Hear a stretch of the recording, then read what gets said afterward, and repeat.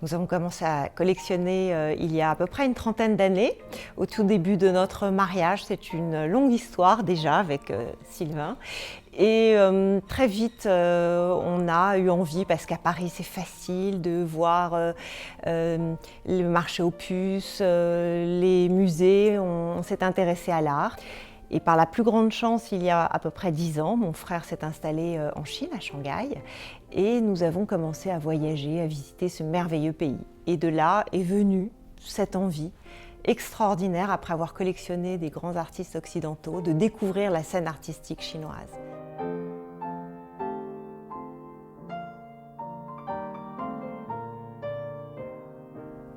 Pour faire ce choix dans cette exposition de master, nous avons eu deux principes qui nous ont aidés, qui nous ont servi de base. Premier principe, c'est que nous voulions montrer cette diversité dans la scène artistique chinoise, que ce soit en termes de médiums, différents types de médiums, peinture, vidéo, installation, que ce soit aussi en termes de, si je puis dire, d'âge, la nouvelle génération, une génération plus mature, parce que la Chine est vraiment la terre de la diversité en termes de création.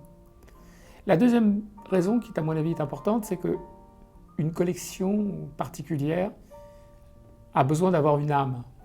Et ce qui fait une grande collection, c'est si on peut retrouver l'âme du collectionneur dans la collection.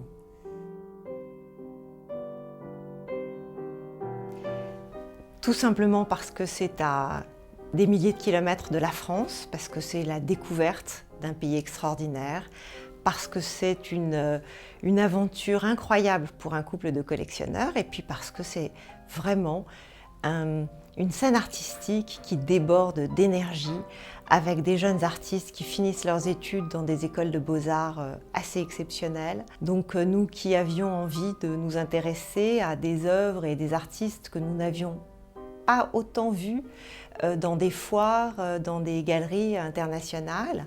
Aujourd'hui, on s'aperçoit qu'en allant et en se rendant en Chine, on a vraiment cette sensation d'une scène artistique qui est en permanence en renouvellement.